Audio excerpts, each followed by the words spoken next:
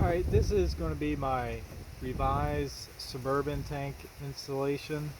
A couple of changes from the first video that I made for it. But it's a 40-gallon 1990 Chevy Suburban fuel tank. The sending unit is a Suburban sending unit for 1990, and it has a 1990 Suburban throttle body injected fuel pump in it. That was the lowest PSI fuel pump, and then I have a regulator on it. So there's a couple of videos on this. I'm doing this for the changes that I made for installing the tank. The first one is the rear cross member. You can see I have welded angle iron is on the top of the cross member. You can see a better view of that in the first video that I made on it. But the first time when I did this, I ended up bending this down and I drilled a hole for the Suburban fuel tank straps, and I just had it bolted there. And looking at it, just having the weight of a full tank, 40 gallons of fuel, I didn't really like the bolts just sitting there trying to get it to work like that. So I ended up switching out to having the bolts run through 1-inch steel tube or steel bar, and I took a angle grinder with 36 grit sanding disc on it, and I created a notch and made a notch where the nut can sit flat up against it.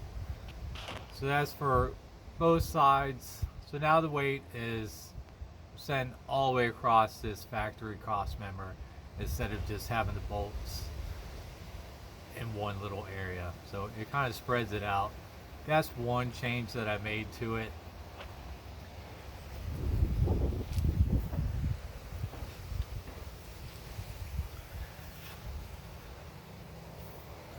Then the top bracket, that is just a spare tire bracket. That was in the first video. If the truck, you're not going to be able to have a spare if you put the tank back here. But that is a spare tire bracket just flipped over, and then it has rubber mat between the cross member and the top of the fuel tank. So the angle iron that's on the front of the tank creates a stop for the tank when you tighten the straps, and then this is your next stop, so the tank has something to get squeezed up against.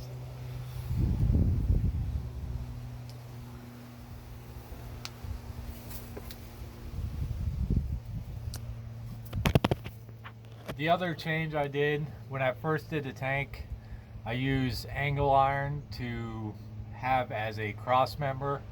Again, looking at that with the weight of a full tank of gas, I saw that that wasn't going to work out. So now it's supported by 2.5 by 2.5 square tubing. I believe it's a 1/4 inch thick. Just transferred my holes from the angle iron to this and drilled all the way through. So now that is way more stronger than that piece of angle iron. I definitely wouldn't use angle iron for supporting a fuel tank, even if you're running a Blazer tank. And then I have my box body charcoal canister on there instead of running a line all the way up to the engine with the factory charcoal canister. I don't even have that anymore. So these are cheap. You can go into a junkyard and get them. I paid 20 bucks for this, I think. But that's how I run my evap on it. I don't have any fuel smell. If you're not running a charcoal canister, you're going to have a fuel smell. This standing under, even being underneath it right now, you don't smell any fuel. You don't smell any fuel when it's running. So I would definitely have some kind of a charcoal canister on there. This just vents out through the top. It doesn't run to the engine at all. So that's how I have it ran. You can watch the fuel system video of how I did the fuel system on it. But you're just going to run a regulator, bringing it down to whatever you want your carburetor to be at. Mine is at 6 psi. Or if you're running fuel injection, then you could just run a different style pump for fuel injection. If you're doing one of these tanks, whether it's a Blazer tank or a Suburban tank, the thing you have to think about is your axle clearance between the axle and the bottom of the tank. My truck has got 12 inches of lift. I have 8-inch leaf springs in the back with 6-inch shackle. But I have 8.5 inches of clearance. If you run a Blazer tank, it will be slightly shorter. It's not as long as a Suburban tank. I believe the height is almost exactly the same.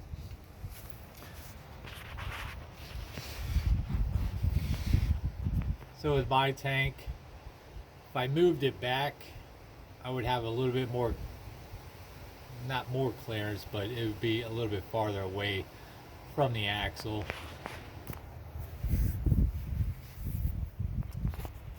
If you're doing it on a 2-wheel drive truck, you can take the rivets out for the rear cross member and move that cross member farther back to where your bed bolt is almost.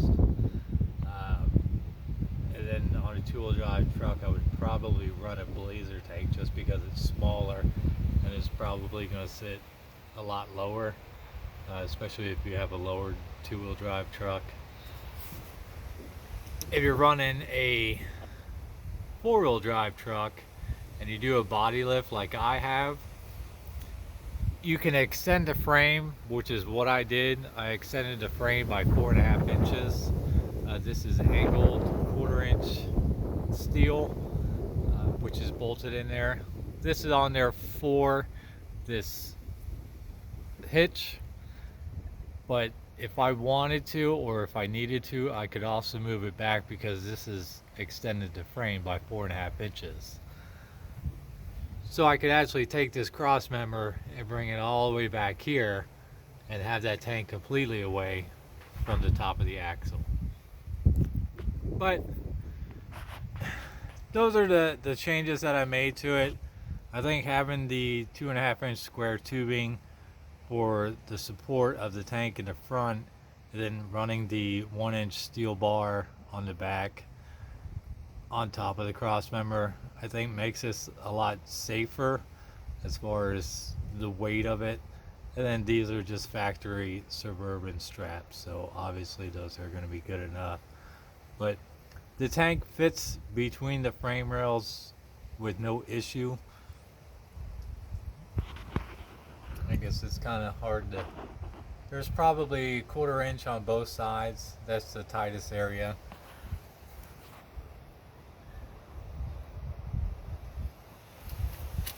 And the tank, if you want it on your filler on the driver's side or on the passenger side, it's just a matter of flipping the tank around and have the filler neck facing whatever side you want it to go.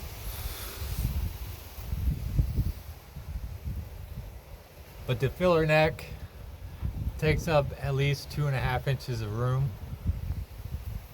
So that's what you're going to need.